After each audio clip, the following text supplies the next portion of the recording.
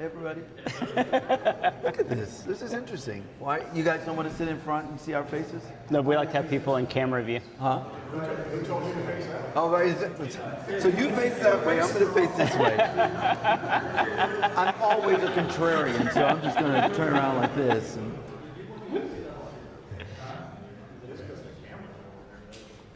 Exactly, right. We do need to speak up a little bit. Talk a little loud. Yeah, I mean, Okay. not for the live stream, but for other people. There's... Okay.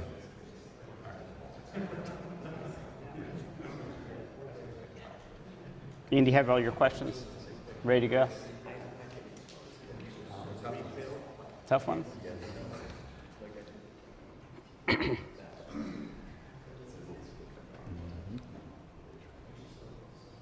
feel like we should have a fire pit if we're doing fireside chats. I really think so. I'm really like... At least a virtual one. Like. Little... We could get the trash can on home, bring it back here, make it real classy. Nice little trash can.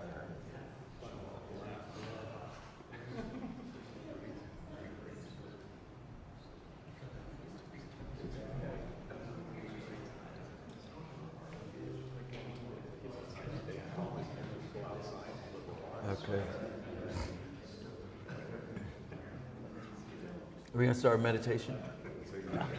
No? Not in Thunderdome. Yeah. We did Thunderdome. I said Thunderdome yesterday. And I was like, who doesn't know that? Nick's like, I don't know that. I don't know what that is. Not knowing what Thunderdome was. Are we ready to go? All right, we're live? Awesome. Well, good afternoon, everybody. For day two, and I guess half of the day, we're going to wrap up early today. But our third fireside chat of the conference, of our summit with no fire, is with Barry Johnson. Barry's with BeDoWin360 Capital, a fund of funds platform, basically a fund of fund that is investing in emerging managers, thematic managers, and coincidentally, one of our investors. So imagine that. Imagine that. And you right? wondered why he brought me here. So this is what your management fees pay for. Apparently. For 4 cameras. So anyway, Barry's become a good friend. You know, one of the things through the fundraising process, as you founders probably know, and as VCs, at least, you know, founders have like something sexy, a demo or computer vision or robots or something. We have 5 slides and a spreadsheet. That's what's sexy about what we do. Because it's very relationship driven, you spend a lot of time communicating and getting to know people, and a lot of our LPs that are in this room know what that process feels like. Nick, what was it last night at dinner? Nick's my handler. I loved that. Yeah, Peter's like, Nick's my handler? That's why I'm here. So apparently we have to handle our LPs. So background on Barry. Here's what's fantastic about Barry, I think. Tell me, I want to know. He rented my cabin here, and I mean, not rented. He stayed in my cabin here for 2 weeks. I think it was supposed to be 3 days. He stayed for 2 weeks. I wasn't there. And then he ends up buying a place right down the street from me. So those are the kind of relationships we have with our LPs. They want to move in with us. So it was a total coincidence. The broker said, I have this place for you. And she said, it's 20 minutes away from KP's house. You'll leave at this time. I get the GPS, I'm driving, I turn left, I go, and it says, you have arrived. And I'm thinking, I've only been gone 30 seconds. So, magically. So I told him, I was like, I love having you as a neighbor. Just don't make me like lift one side of a sofa or do any of those things, and we'll be good. So Barry, you know, as you build these relationships, you get to know these stories. And I would say Barry's one of these people now I've known for a couple years. And I feel like every time we hang out, I learn something randomly new about you, your career, and your life. So grew up in Alabama. I did. Has been Roll Tide, War Eagle, all that stuff. Yeah. Wait, I'm in the wrong place to say that. Although you didn't go to either of those colleges, you went to a little place called Yale. A little place called Yale. And then you went to Harvard Business School. I've heard of them. I don't think they rank at with Georgia Tech on the Not at engineering all. side, but I Of heard they course have a not. pretty decent program. And you've been all over the world, right? Ish. 70 countries, Yeah. You're a violinist. they say. Surprise. Does someone have the violin? Like where, no impromptu? If somebody pulls out a violin, I swear I will play it. Anybody have one violin? Well, Erica, you have a violin back there? we're in Asheville. It's a fiddle. I know. So, worked on Wall Street, worked at Disney, right?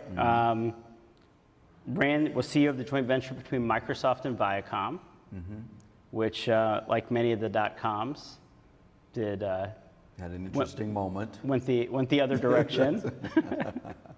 Yes. Built a lot of public-private partnerships in real estate. Yes. Worked real for estate. the Roger Staubach, who Yep. turned You guys his- had an NFL player earlier. I've not one, but I worked with one. yeah, And that was Roger. Yeah. and then little stint at the White House, Yes. right, in economic development, and helped start Select USA, which was basically a function under the Obama administration to bring other companies, foreign companies into the U.S. and to do business with U.S. companies. Well, that was interesting. So that was, it was the first White House initiative to have an FDI function to basically, I feel like I just want to turn to these people and say something. To have a function. I might do that. I just might do that, Charlie. But to have a function to help states and cities to attract businesses from other countries into the U.S. for job creation and technology flows, et cetera. And that's when he started running into families that had large companies. Oh, actually, wait, I want What? to say one Okay, other one thing. thing. So, Select USA was created under an executive order, where the president can basically determine something to happen when the Congress won't support it. It's the only executive order that Obama signed that Trump actually kept. Oh, interesting. Yeah, so I felt like I was a part of something that was very, multi-political and across the aisle. Right. And so that's where you met lots of families that were large business owners. Yeah. And after you left that post, they said, hey, Barry, we've got capital to allocate. We're trying to figure out various strategies. We think you could be a resource to us. And you started advising them on how to think about allocating capital in the near term and their future, and maybe even some legacy strategies, which when you're dealing with family offices, it's not always about money. It's, in fact, a lot of times rarely about money. It's about their family strategy and their family charter. So tell us a little bit about that, like working with family offices and kind of how you ended up with BeDoWin. Yeah. So let's go back to White House stuff. So back of these companies that we were going around the world to attract to come to the U.S. to make here what they sell here. So it's the opposite of like offshoring everything, which is what we did as a country, and all of the consequences of that we know. But to bring not only U.S. businesses, which is called reshoring, but to bring foreign businesses in, which is called inshoring or onshoring. And a lot of those families were like, great, can we talk to you? We have some investment issues, or we have some investment aspirations, or our kids want to do X, Y, Z. Can you help us think about it? And the answer was absolutely no, because as a sitting federal official, you have very, very clear lines about the ways that you can help. You can't pick winners and losers, or not, you're not supposed to. And so taking that very seriously, I said no. But there were enough of the people that was very clear when I left the administration, I was thinking, this is a natural place for me to be. So we created a advisory firm. The former head of North America for UBS, the North American chairman, Robert Wolf, and Austin Goolsbee, who was the chief economic advisor, the White House counsel chief advisor. We started a firm in New York, and I ran the part of the firm that focused on families. Initially, again, families trying to come into the U.S., or in some cases, we help them to go from home country to another country. But it became more about, can you help us with a number of things? So I began advising these families. First, foreign families, and then it became a U.S. families thing as well, because the same issues. How do we think about capital preservation in the context of the fact that most families will lose all of their money within 3 generations. It'll just be gone for a range of reasons. Inflation, failure to build strategies that address inflation, things around sort of market resiliency, expansion, and just spending a bunch of money that, you could spend. Well, as well as estate tax. I mean, Estate there's some taxes, certain systems 100% that estate taxes. family offices, almost there's this shelf life of 3 generations. That's right. Almost by design, That's right? right. Almost by design. That's right. Yeah. So in that process, you kind of identified, which as engineers, we look at problems and we think of opportunities, but you identified a problem in terms of how family offices thought about allocating, it's hard to allocate small sums of money because they like to allocate large sums. They just don't have the bandwidth. Yeah, to manage tons of micro deals. Right. That's very inefficient. And, yep. So let's see. Well, it kind of, in 2020, we were in the midst of a lot of things happening. We had a pandemic, we had the George Floyd murder situation, and a lot of the families came to me, and quite frankly, I'm viewed as this kind of unlikely, very differentiated, outside of their core friend group person who will give advice, and I will give advice without the need to say yes to the patron, because people want to stay on the right side of the patron. You want to make sure you get invited to the party. And so I'm hired to be that person to give it advice. That advice around what should we do now, particularly with the George Floyd situation. Should we invest? Should we give charitable dollars to Black Lives Matter or something? What should we be doing? And it was a beautiful opportunity for me to begin to draw attention to the relationship between great wealth and the country in which we live, and how the flow of $85 trillion of asset managed capital, which is roughly what's in the United States right now, how the flow of that capital is creating the world we see. And the built environment of the world, of course, is by that, but also the policy environment and also the lived experiences. And what was quite interesting, it wasn't so much from a social perspective that I was fascinated. One of my professors from Harvard had spent a lot of time studying over the last 40 years the relationship between returns in venture in particular and alpha, superior returns. And what the data says, and now there are 40 reports out there that talk about this, is that there's a huge relationship between heterogeneity of leadership, of thought in organizations, and the returns of those organizations. McKinsey also did a study that was published in 2012, I think, that looked at publicly traded companies around the world, and it tried to look at degree of heterogeneity, how much difference of all kinds, what I call multi-point difference, not just ethnicity or gender or background, socioeconomics, all these things, how that factors into returns.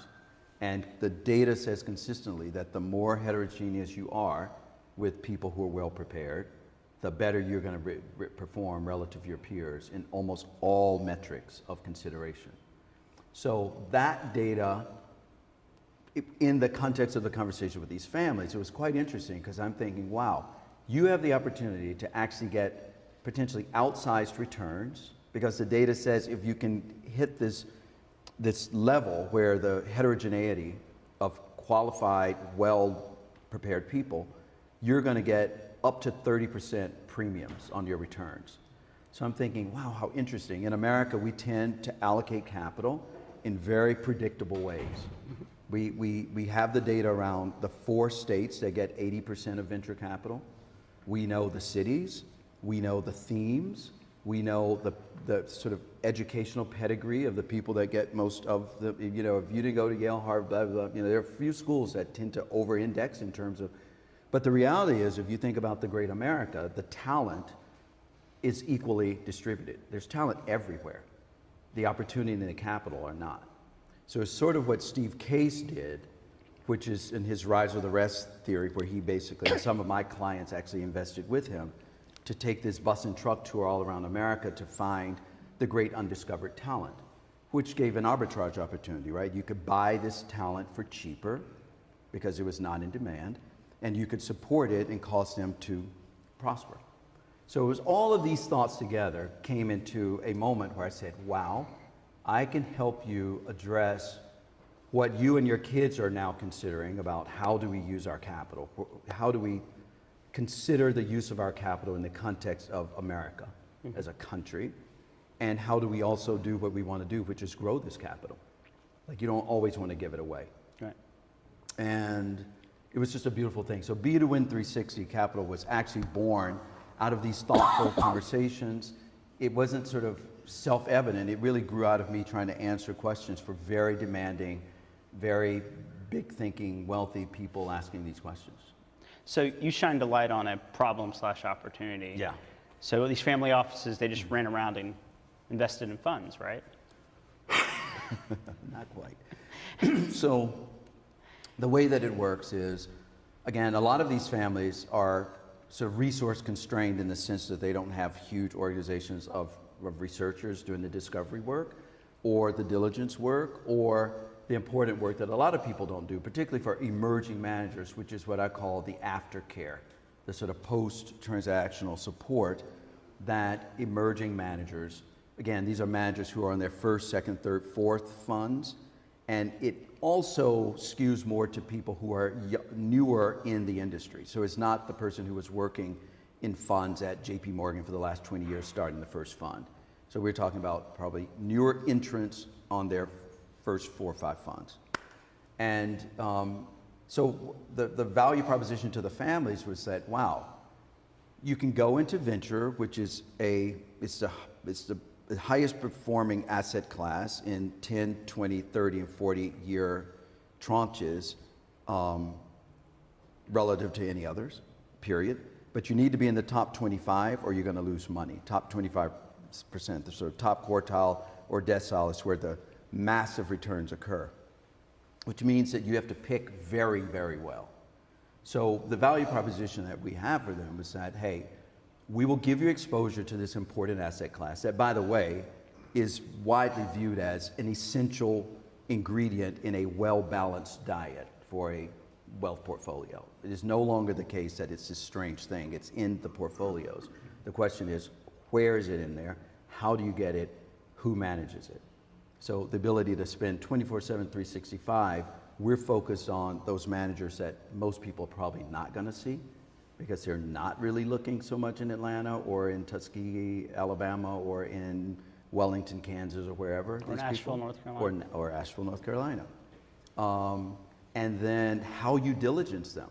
So the same kind of scorecard that you're using for the typical person who came out of a typical kind of tech background, for someone who didn't, who went to North Carolina A&T or someplace and graduated in their class and didn't work for one of the big venture firms or work for McKinsey or whatever, how do you actually score them? And so coming up with different ways to look at them, evaluate them, assess them, and then of course pick them, fund them, and then support them in the long haul, because it's not a one-year support, it's really 4, 5, 6, 7 years over which this potential is realized. And last week we were at this meeting out in San Francisco, and Eric Upin made a great point. He used to run Stanford's endowment, ran Washington, and we got to spend a lot of time with him. And he made the point of like, one, this cycle that we're in. Yeah. This is a cycle where amazing companies get started, right? This is a great cycle. We're not. He called it the golden age of venture. Yeah. Like, I know for our founders, we're all looking for that 10x coder. Really hard to find when everyone wants a $200,000 signing bonus, right? Like, we can't even, but now all of a sudden the 10x coders start to pop out of the ground, and we could go grab them and kick them some options and make them work for $30,000, But he's not joking. He's not joking. All in.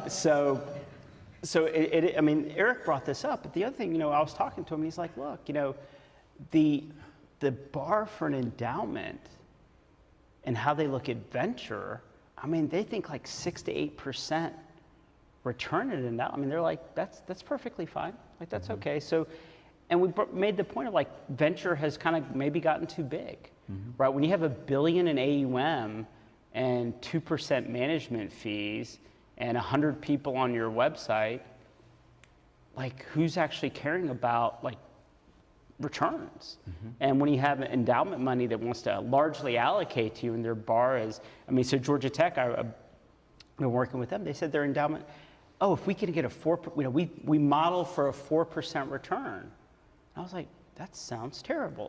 Like why? But I think, Particularly when inflation is at that level. right, and his point was, no, that's how they look at it. So a very large venture firm that delivers mediocre returns, as long as it's over 6 or 8%, they're winning, right? Because they can write the big checks. And so, his point was pretty interesting too. And I think this is kind of what you're saying is, and it's funny when you take the emotion out of money, it's just like, it's a supply chain problem, right? It's a distribution problem. It is a distribution problem. So you said a lot there. So first, just to scene set a little bit. So Eric Upin, former CIO at Stanford University, when Stanford spun off something called McKenna Capital with the sovereign wealth funds of Qatar and I want to say Singapore and several others. Eric became the CIO there when their first CIO tanked it somehow, so he comes on board. He's a very distinguished person. And last year was the CIO who then built the overall team and is now the executive chairman of the top performing endowment in the United States, which happens to be the University of Washington University at St. Louis, where the returns, even though most may be tracking to 4%, their returns in 2021 were 67% returns, which bested everybody. Now, what he would say is, in part that is due to their belief in venture, and venture not just for its potential to do the returns, but the power of venture to also drive the country forward. I mean, venture is where we find all of these great solutions that are happening, that are addressing the built environment and affordable housing and energy efficiency and all of these things. So the universities have a particular interest in these kinds of themes. Their alumni care about it, their ability to attract students and all of that. So there's a sort of correlation, he thinks, between how universities think, which is that we have this endowment and it's got to last a long time and it's got to fund a lot of things along the way, even as it's lasting. Shouldn't we apply the kind of thinking to families? Shouldn't we apply that in terms of how families actually manage their wealth and expand that wealth even as they use it to do important things to the, Yeah.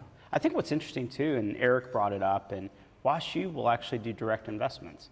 Yep. And the benefit of investing in a lot of smaller funds and having, making large allocations, taking 10% of their fund and having access to direct deals. I always say, one of my big winners is Icon 3D. I couldn't have never done the pro rata. Right. Like there's just, I didn't have that capacity, Right. As a smaller fund. Right. And even WashU has kind of said, hey, we're going to do a deal with our fund managers. We'll put in your fund, but hey, by the way, we want direct access for the outliers because we have billions. We can actually write those checks. That's right. And so it's kind of like a feeder system for large allocators that want direct opportunities, which seems like the family offices are really looking for those type of. Well, it's funny you said that because we designed BeDoWin360 specifically to address all of these kind of needs built into one solution, I want to believe, which is for institutions. So we're talking to endowments and we have families. The families started us off. The endowments will come after the fact. That's kind of how they do. They kind of wait and see who jumps in the water and how that works. But the idea is it's the exposure to the asset class, and then it's exposure to the various sector themes. So it's exposure to healthcare, health tech, biotech, climate tech, about build tech and property tech and all those things. But it's also the fact that because we will come in earlier and invest in managers at an earlier stage of their life, we can negotiate the rights to have direct invest alongside of them. We can have follow-on rights. We can have rights to their rights that they can't use because they don't have enough capital to double down, but we can take those rights. And we can offer those rights over to our LPs and to those who come along with us. And so that duality, understanding the power to vig the returns and accelerate the returns by picking winners that someone else has already diligenced, that's essentially what Eric and them are doing. It's just smart. No, I think it's fantastic. Yeah. And it's interesting, you know, I have friends that work at very large VCs, and they look at my AUM and they're like, KP, that's adorable. I'm like, you know, is it AUM or is it returns? Like, let's talk about that, guys, right? Like, you know, and I think, you know, I agree. I think as an entrepreneur, first, like that ground game, like being able to spend time. I mean, a lot of our founders are here. Some of you guys are on our 2-week call schedule. Some are on our 1-month call schedules. And we do these calls, and we're in it, and we're working with them and all that. And I can't imagine. I think at a larger firm, maybe you get like a recent grad analyst that can't be that helpful having those calls. But I do think there is something like you get what you put in, and putting in isn't just capital. Right.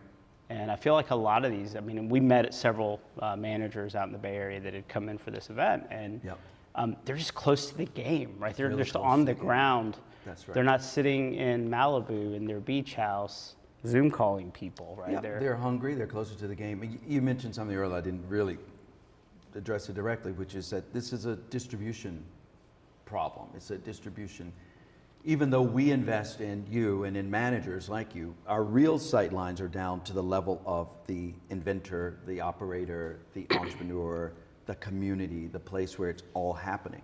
Right. And having that touch, like staying closer, there's a reason that the younger vintage funds actually do better. It's because by the time you're in Andreessen, even though you're getting great returns, you're on your 8th fund, you've got $300 billion under management, you've got multiple planes, you're on many, many boards, you got a lot of houses to go visit, and you're not hungry anymore, right? There's more food before you than you could eat at any meal.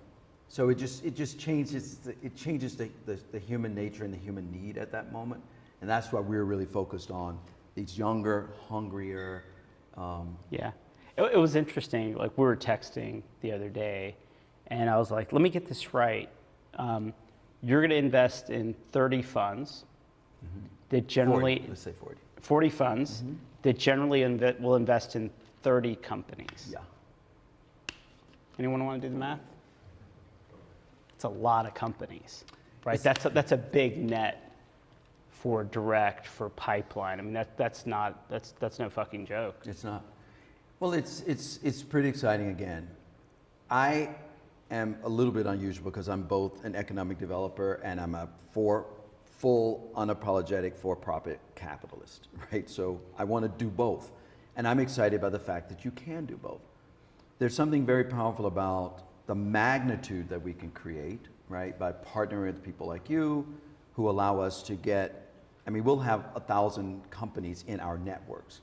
You're a networker. You're about creating the community. Think about what happens in terms of the transactional support, the discovery, the research, problem-solving support that can happen between 1,000 companies in a network, open, available network of people. You can get if it's the HR people between all the companies solving problems, if there's a supply chain thing, you can actually bond together and maybe get better supply costs because you're actually leveraging that. There's so much that can happen between, these, in a big network like that. Yeah, we do similar things, and I used to say it's our little mafia, and Nick said you have to call it community and ecosystem. You're not allowed to call it mafia anymore. Depends on what you are. Can't say it. Okay. That's on the no list, right? Yeah. But I mean, I think you're just doing it at a much greater scale. Doing it at scale. And again, it is about balancing. So what we do, we have a balanced portfolio approach that basically has a large, so you're spreading your risk across a range of themes, a range of managers, and of course, a range of companies. And our belief is that if we do what we do right, we can actually increase the ratio from 20% hits to 30. And what does that look like? Yeah, and I also think you've had varied experience, but that collection of experience. We're talking to Lee about this morning or yesterday. This idea of like the government has DBE programs, right, for disadvantaged businesses, right. And so you can go get preference on contracts.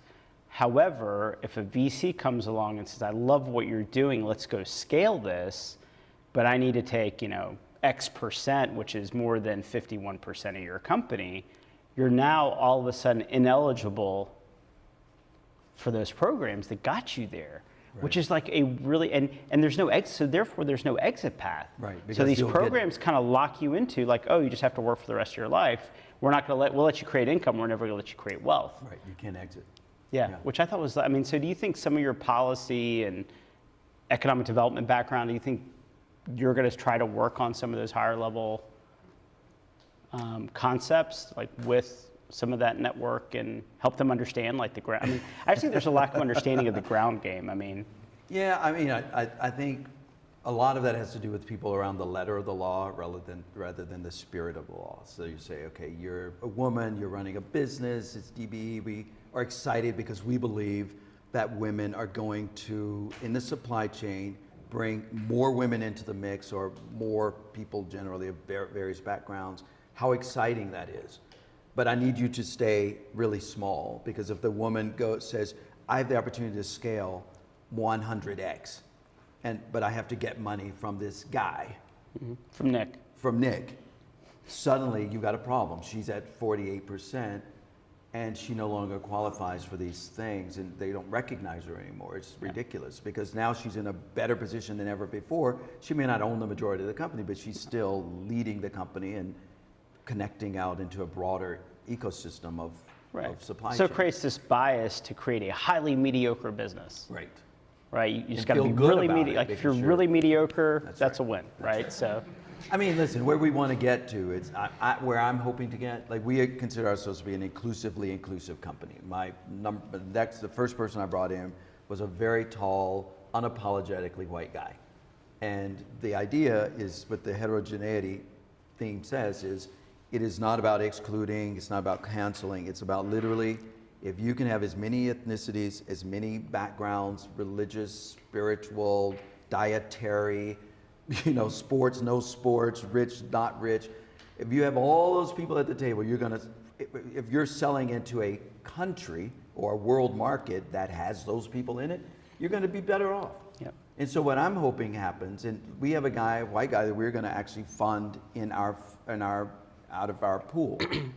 And people are like, oh, wait, I thought you were going to focus on underrepresented and lesser. I'm like, underrepresented can be anybody, technically. There will likely be more people with melanin in their skin than not. But, I mean, quite frankly, there are people with melanin in their skin, I won't call names, that I would never support because they don't think inclusively or broadly. And there are people with blue eyes who I think do, which is a really interesting construct in a world where the discussion is often about equal opposite swings. And so there are these buzzwords that people hear, like diversity. We don't talk about diversity. We don't talk about those things. Our mission and vision is we will invest in managers who are high performing, high potential, who are spread across our wonderful country, who are likely not seen, known, and are more difficult to assess. Therein is our VIG, therein is our advantage. And those people will show up and come in all kinds of ways. And the reason we have to really focus on that is because certain words have become so buzzy for people, they're triggers. And so a friend of mine, who was a very wealthy man, white guy, who said, I want to tell you the quiet part out loud. So he told me a couple of things, and one of those things was, hey, take things out of your deck. This was originally when you say you're going to outperform, this idea that we're outperforming people as opposed to performing greatly, that they were just trigger words. And so I'm envisioning that we represent a firm that is the American future, I hope, which is that we're going after really talented people, and they're going to look like some of everything. Mm-hmm. They're going to eat some of everything. They're going to love some of everybody. They're going to live some of every place. They're going to be urban. They're going to be rural. They're going to be peri-urban. They're going to be all these things. They're going to be the American and the world. Awesome. Questions? Come on. Yeah, Nick. Talking about, I think a lot of the challenges you guys are bringing up about VC is their scale challenges. Mm-hmm. You mentioned, KP specifically, a VC gets to 100 billion or $1 billion in size, $1 billion in AUM, collecting management fees, and they don't have the incentive they're not hungry anymore. Mm-hmm. Have you found like a specific sizing of a firm that you think when they cross that threshold that they essentially moved past the emerging manager and they're past that hungry phase and they're no longer going to deliver returns. So it's really interesting. There's not a magic number, but for us, it's probably, for right now, it's probably the 100 million mark. Just honestly, that's about it. I mean, it could vary, but I would say roughly 100 million, right? Simple answer. So I'm like 10 million away from losing my appetite. He may have a bigger range. Yes, sir. I have a kind of a follow-on to the next Can you question. say who you are? Oh, It's yeah, a- sorry, Ryan Turker with Artisan Capital. Oh, yeah. So. Oh, you were at dinner last night. I was. But you yeah. look different. Did you have a hat on or something? No. I didn't have a hat on, no. I think I, took a shower. Okay, got it. But, being that, we are lower middle market and we are, a growing firm and expanding strategies as opposed to expanding fund size, being in agreement that, if you just keep expanding your fund, if you're looking at lower middle market with $2 billion fund, you're not going to be able to be as discerning in the deals that you take. Do you find that there's a way with an internal structure to continue to motivate the hunger as opposed to, like once you get to a certain AUM level, are you doomed to, to lose that hunger? Or are there internal mechanisms you can utilize such as greater responsibility on a principal by principal basis within an organization? It's interesting because we have been considering this conversation as we look to our future and how do we maintain that hunger. And I think part of it is, I think it's rooted in your principles and values and remembering what are you here to do and who are you here to do it for. And staying true to the sense that, again, we're an unforgiving seekers of high returns, of the highest returns. I mean, our numbers, we say at 25% is our target. We won't look at a venture firm who is projecting under 30% IRR, net IRR. We won't even consider them. But I think it starts with, right, setting your bar around who you're here to support and what type of organizations that you're at best, set to support. For us, it's about thinking about the scrappy, closer to the street. As they say, the people closer to the problems might have a better opportunity to solve those problems if they are, again, well prepared, well provisioned, supported, nurtured, and those sorts of things. And then keeping the organization, like me and my partners, our belief is that we never want to get sort of away from, like, we're interested in staying close to the bottom, close to the ground. So we're never going to raise so much in one fund that it takes us away from that focus, if that makes sense. But I think it's really a people's issue more than a structure issue. I don't know if that answered the question. Yeah, it's interesting, right? My wife asked me, like, when will you claim that you won? That's a good one. Right, which is a great question. I said, when 80% of our fund, all the LPs are my founders. That's the win. And there's not a number, it's not AUM, but I know if my founders get to be LPs, then we did something right. And if 80% of that fund is my founders, then I know we did it right. That's a good point. Yeah. Right, guys? Bassin, is it Bassin? No, Travis. Oh, Travis. Yeah, it's all right. Oh, no, wait. Sebastian, I'll take it. Where is, oh, okay, right. Travis. You said something I thought was interesting. I'd like to hear why. So roughly, the fund structure is 40 funds and then roughly 30 companies each. So you have a ton of exposure. You said that through that, you expect your hit rate to go up instead of like 20%. You said like 30 or 40%. And I want to know why. So from the way I think about it, I could definitely see the returns going up from like the diversification from it. But why would the hit rate go up? So I wasn't what I was describing is a best case scenario, or at least a dream scenario for us, that not only do we have this, the returns high, but the hit rate will be higher. Not correlated to the size. It's not because we have a bigger portfolio. It was more because of the way that we were going to support those funds. So, and that's what I was interested in. right. So the ways that we were support the funds, just think about it. We have something called the Success Accelerator Studio, which was this notion. One of my partners had something called Left Tackle Capital, where he had a cohort of women and sort of underrepresented people, interviewed 300 of them, chose 12, and supported them in a way that gave them relational capital access.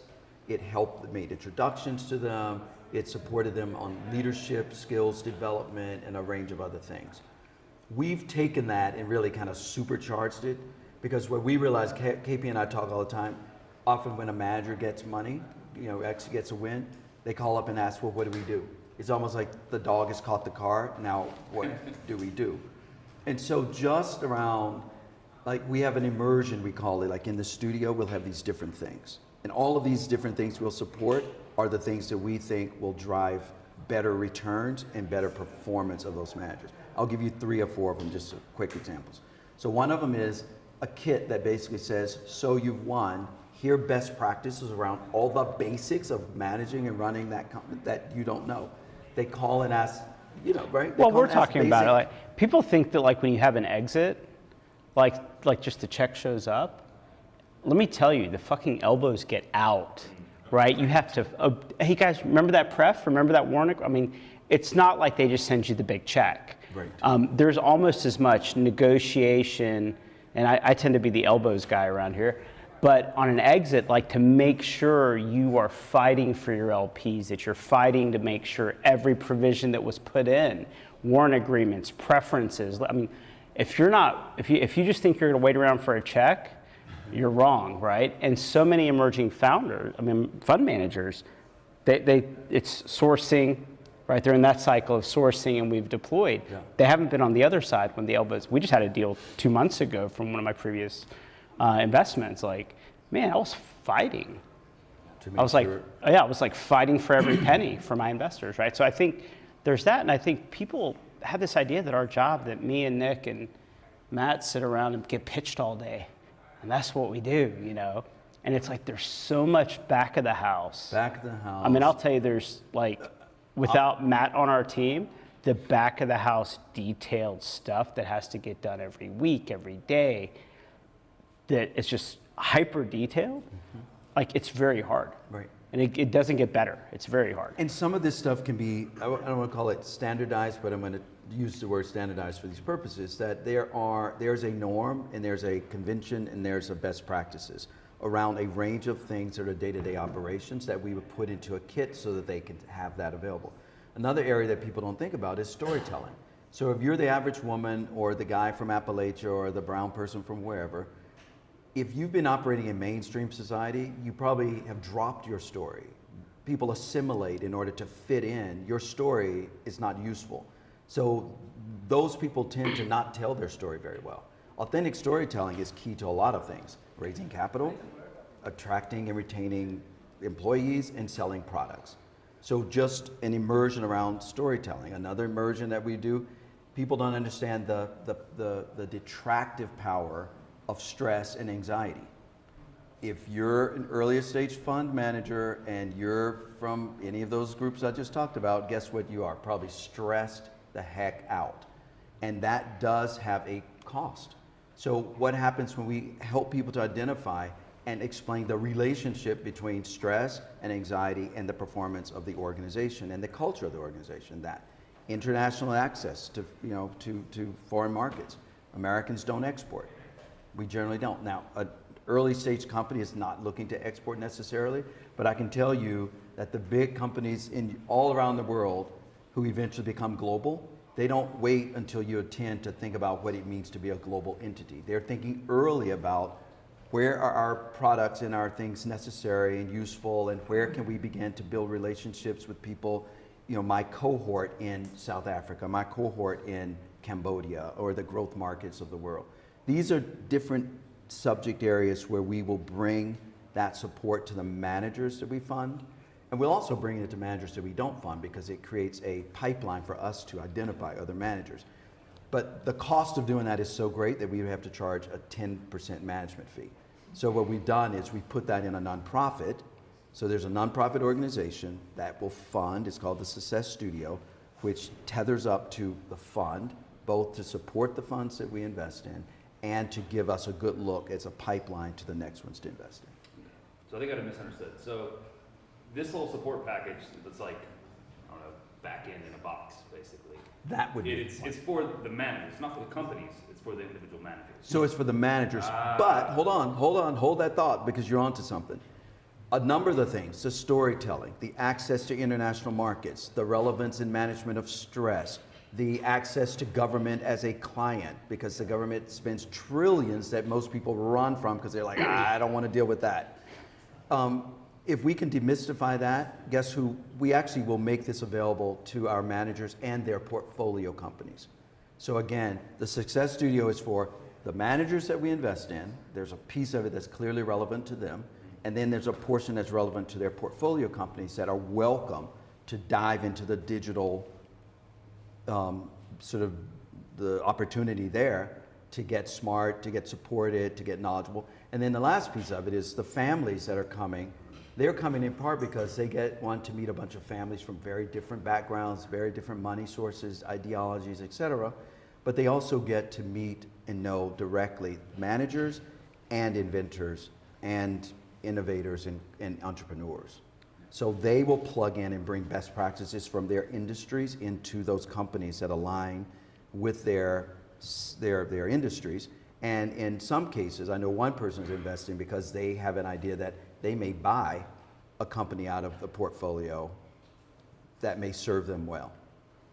One of my former clients actually does that. He invests primarily into venture funds so that he can find direct investors to snatch up off the market. All right. Awesome, thank you. Yeah, thank you. All right. Well, thanks everybody. Barry, thanks for your time.